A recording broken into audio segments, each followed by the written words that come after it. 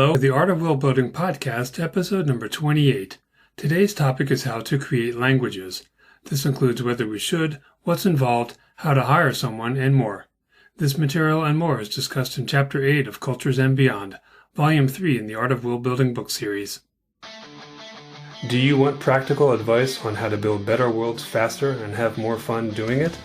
The Art of World Building book series, website, blog, and podcast will make your worlds beat the competition.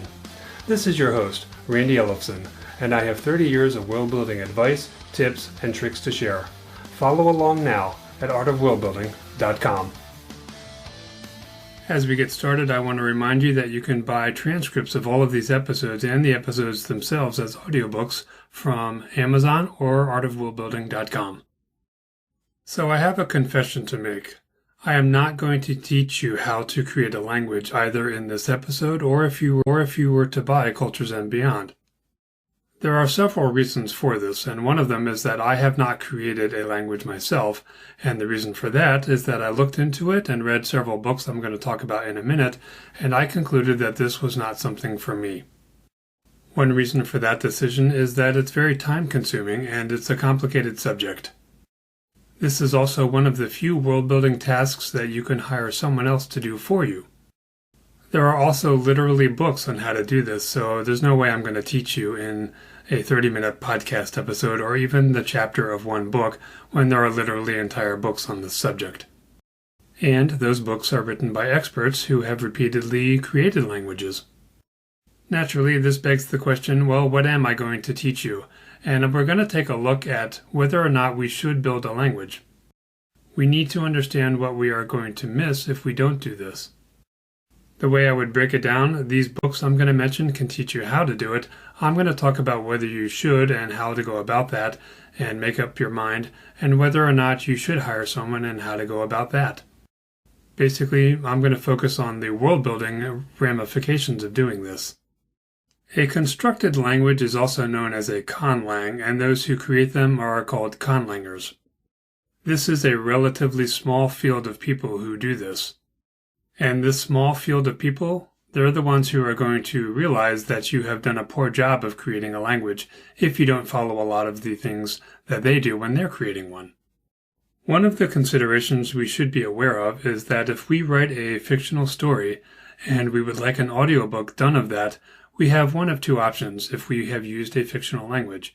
Either we are going to have to speak that language ourselves, or the narrator that we hire is going to have to do that, and we are going to be the person responsible for teaching them how to say everything. This is certainly something to keep in mind. There is another alternative there, and that would be to simply translate everything into English, for example, if the rest of the book is in English, and not have them try to speak the foreign language. The side effect would be depriving the audiobook audience of the language. This would technically make the audiobook be slightly different from the printed or ebook. However, if we can't figure out how to do this, or we can't hire someone who is able to accurately say the language, this might be our only option. On that note, the narrator we hire will have to be told that this is part of the job, because some of them may not be willing to do this. This could also limit the number of narrators available to us. What if we really want someone to narrate a book and they are not willing to do this? I would say that this is how you solve that problem. It's also possible that these narrators might charge more for having to do this depending on how much of that fictional language you have in your work. If we're not doing an audiobook and we are an author, then this fictional language is mostly a visual display in our book. On the other hand, in audiobooks and TV and film, someone can actually say this language. Most authors would be fortunate if they have enough success that their book is being turned into one of these, and this raises another issue.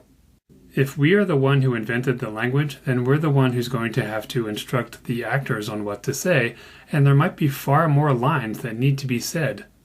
This could quickly get out of hand if we aren't prepared for it, and our ability to hire someone else to make more of these translations is going to be limited because we're the only ones who really understand the language, so we're the only ones who can do that work. But maybe we'll get lucky and we'll be able to hire a conlanger to take over the language and do it for us, but they may also have serious problems with what we have done if we have not followed what might be called protocols for how to create a fictional language. In other words, they might find the task of doing this harder because we have made errors that stand in their way. So these are some of the factors to consider. One of the books that I alluded to earlier is called The Art of Language Invention. It's by David J. Peterson, who invented Dothraki for Game of Thrones and I believe some languages for Star Trek and other series. Then there's The Language Construction Kit by Mark Rosenfelder. I have read both of those books, but what I have not read is a third one, also by Mark, called Advanced Language Construction. Naturally, your reaction to reading these could be different from mine, but what I picked up from these was that this is way more involved than I thought it was, and it's something that I just decided I'm not going to do. At times it seems accessible, and at other times it just seems like I'm getting in way over my head. Sometimes we have to ask ourselves, do I really want a language created, or do I want to be the one who creates it? And if I want to be the one who creates it, how badly do I want to do this? Because once you read a book like this, you may reach the conclusion, as I did, that it's just something that's a little too involved for you. I don't mean to sound like I'm being very negative about this, because again, your reaction could be very different from mine. If you really want to create a language, I would highly recommend checking out these books and maybe some of the others that are available and seeing if you can get your feet wet on this. If you're looking for more world-building resources, artofworldbuilding.com has most of what you need. This includes more podcasts like this one and free transcripts if you'd prefer to read an episode. You can also find more information on all 3 volumes of the Art of World-Building series, which is available in ebook, print, and audiobook formats. Much of the content of those books is available on the website for free. You can also join the mailing list at artofworldbuilding.com/newsletter. This gets you free, reusable templates from each published volume in the series. You don't even need to buy the books to get these. I also send out contest information, free tips, and other stuff to help with your efforts. Please note that I do not share your email address with anyone because that's against my privacy policy, and you can unsubscribe at any time. Sign up today to get your free content and take your world building to the next level. Let's take a deeper look at the question of whether or not we should create a language. One way to help determine this is to examine our motives for doing so. One of those motives would be vanity. Maybe we just like the idea of having invented a language, so it would stroke our ego. This is arguably a poorer reason for doing this. One reason is that there are other ways to satisfy our ego, such as being a successful writer, or maybe writing a bestseller if something like that matters to us. And certainly something like that is going to impress more people if we care about impressing others, besides just ourselves. So if I tell someone that I'm a best-selling author, that's probably going to get a better reaction than telling them that I created a language, which might make them think that I'm just a geek, which could be true, but that doesn't mean I need to go around advertising that. One point here is that time spent on our writing craft or even learning how to successfully promote our work might be much better spent than creating a language. There are so many things that are competing for our time as world builders and storytellers. A better reason for creating a language is to create something called a naming language. This would allow us to come up with more coherent or consistent names for both people and places. We can also avoid having names that sound too much like Earth. But I will make one observation about this. If we look at a map of Earth, many names are pretty similar across countries. One reason for this is the influence of English, but Spanish and French are similar, and I think these are all called Romance languages if I'm not mistaken. But what this means is that they have some common ancestry to them. What does that mean for us? Well, we could have a bunch of different kingdoms on the same continent or even across continents that have similar naming conventions.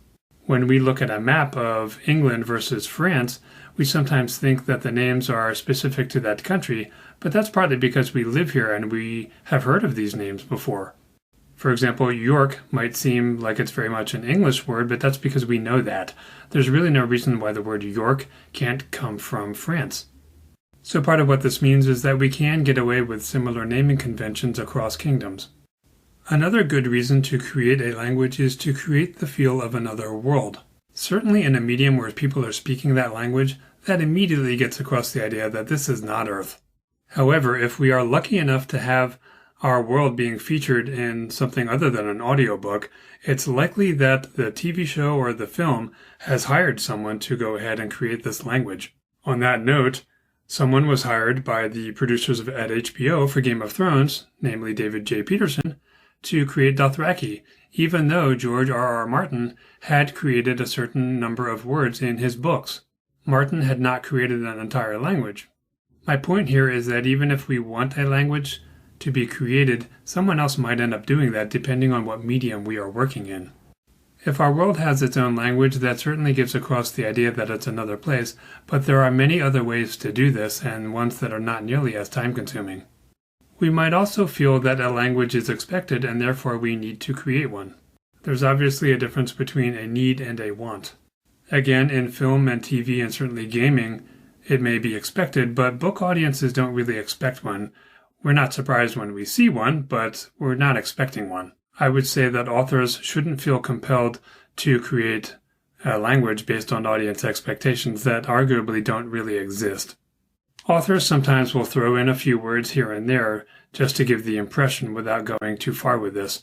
And that's fine, except that we can sometimes do this enough times within a book that we've created a number of words that don't really make sense if someone who understands language, especially conlangers, looks at that.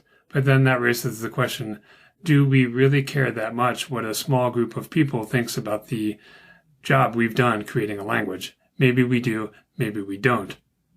There's a big difference between a few dozen people criticizing us and a million people criticizing us.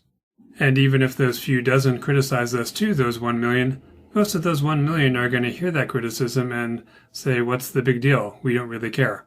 I mostly raise this point because we sometimes do things because we're afraid of being disapproved of, and it's only a small group of people that's going to do that in this subject.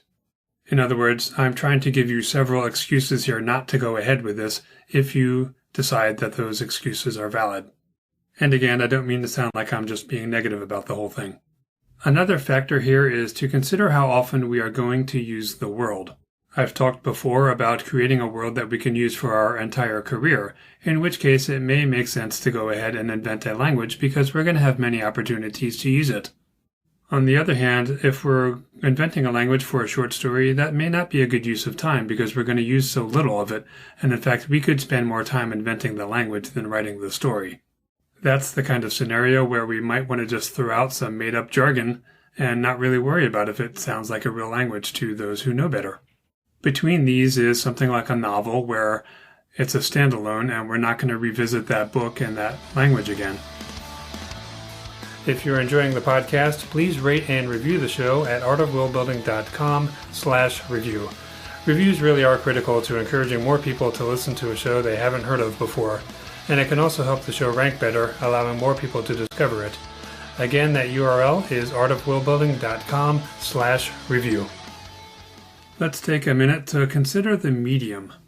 We've already touched a little bit on the difference between books, audiobooks, and TV and film. Anytime the language is actually going to be spoken, this is pretty good because we can hear inflection and tone despite not understanding what someone is saying. The gestures and person's expression can also help us pick up on the meaning. This is one reason why having a language in a visual medium is very useful. The gestures and expressions are obviously going to be missing from an audiobook, but certainly the tone and inflection will still be there. However, none of that is apparent in the written word. This suggests that we will get less mileage from a fictional language in a book unless it's being read. This means that the time investment is a little bit less worth it. In all mediums, we sometimes have another character translating for the other characters who also don't understand that language any more than the audience does. And then there's the subtitles option in any visual medium. That said, subtitles can be kind of tedious, and if you've ever watched an entire foreign language film with subtitles, you know this to be true. This is one reason why we sometimes see a character start off speaking a fictional language, and then after maybe a minute or so, they switch over to speaking English. There is sometimes this implication that the universal translator that you see in science fiction has somehow been turned on via the TV, as if it's now being translated for us. Of course, what's really happening, and the reason they're doing this, is that it's not only easier for the actors, but for the audience to not deal with this fictional language, and that once again, this suggests it's not going to be used as much. One advantage to subtitles is that, at least at the same time that the words are being spoken, the words are being shown on screen. By contrast, in a book, you're going to have to put the words in there twice, potentially, once in the fictional language and then once in English so that the audience can understand it. Either that or you'll have a character sum up what has just been said. The point I'm making is that the word count will go up slightly, but this is not something that's really going to impact our work. I'm assuming you're not going to have literally half of the book in a fictional language. Something else to consider for authors is that if the audience has to stop and try to make sense of what we've written, well, they may just stop doing this and skip over all of our invented language, in which case, what was the point of inventing it? Some people enjoy trying to sound it out, but I personally don't, and anytime I see fictional words, I pretty much skip right over them. If it's one or two like the word Dothraki, then no, but if it's an entire paragraph or several sentences, I really have no idea what this means, and aside from the visuals of it giving me a sense of it being eloquent or harsh, it doesn't really mean anything to me, and I'm not picking up much from seeing this. Another potential issue here is that we typically don't want to push the audience away and pull them out of our story, and looking at a fictional language and spending, let's say, 5 minutes trying to parse out a sentence just to see how it might sound, even though we don't understand what it is, that is definitely pulling somebody out of our story. For that reason, I would suggest keeping the use of fictional languages down to 1 or 2 sentences at a time. If you'd like to learn world building skills through instruction, I've launched World Building University. There you can find one free course you can take just by signing up, which has no obligation. Other courses are in development and some are available now. You can preview parts of every course, all of which include video lessons, quizzes, assignments, and sometimes downloadable templates that are even better than those found in the books. To get your first free course, just go to worldbuilding.university. Let's consider our options when it comes to the use of constructed languages. The first option is that we can ignore this subject altogether. That means if our book is written in English, every last word of that manuscript is in English. We make no attempt at all at doing a fictional language or even throwing in the occasional word that's made up from one of those languages. We may allude to other languages or state that they exist and do something like say, "He said hello in his language before switching to common."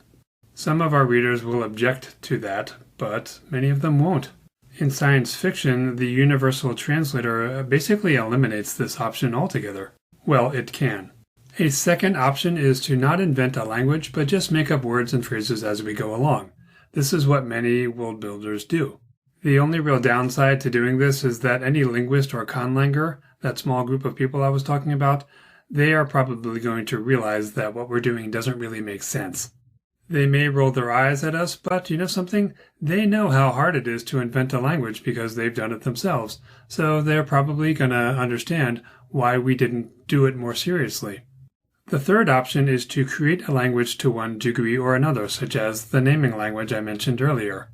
I would only recommend this if you really have the time, if it's something that you really want to do, if reading those books I mentioned does not intimidate you into not doing it, and possibly if you intend to use the setting for a long time and would really benefit more often from the time spent inventing a language. If none of those are true, maybe it's not a good idea to invent a language. And then there's the fourth option. We can hire someone to invent a language for us. This is a good option if you are already making money from your books or if you happen to just have the money lying around. Another good thing about this is that you'll have experience dealing with an invented language that was created for you. This means if you decide later to just do it yourself, you will already have some experience dealing with one. If you'd like to subscribe to this free downloadable podcast, here's how to do it. For iPhone, iPad, and iPod listeners, grab your device and go to the iTunes Store. Then search for The Art of World Building. From there, download the free podcast app by Apple, and then subscribe to the show from within that app. For Android listeners, you can download the Stitcher Radio app, which is also free, and search for The Art of World Building. This only needs to be done once, because new episodes will become available in the app each time one is released, and you will never miss an episode. So how do we hire someone to invent a language for us? Well, as it turns out, there is a website by the Language Creation Society, and that website is https:// conlang.org. There's literally an application you can fill out on this website. You would fill out what you need and by when you need it. Once LCS gets your application, potential conlangers will look at it and decide if they would like to work on your job. LCS recommends giving them about 2 to 3 months lead time before you actually need the language. One thing I will point out is that even when you are hiring someone, there are terms that you may need to understand in order to understand what you are getting from them. For example, the word phonology means the sounds of the language. There are 4 basic options on their website. Option 1 is called a naming language. This includes the phonology, which is the sounds of the language. It does not include any grammar. It'll give you about 24 names, and it costs about $100 US. For comparison's sake, as someone who has published multiple books in different genres, I can tell you that I have spent somewhere between maybe $300 and $600 for a book cover. Editing and proofreading each can cost somewhere between $200 to $400. And then there's a ton of promotional expenses that could come up. There are plenty of people who have spent almost nothing on releasing a book, and then there are people who spend thousands. So $100 is not really that much money. Option 2 is what's known as a conlang sketch. This again includes the phonology. There's not going to be any grammar except for a few words.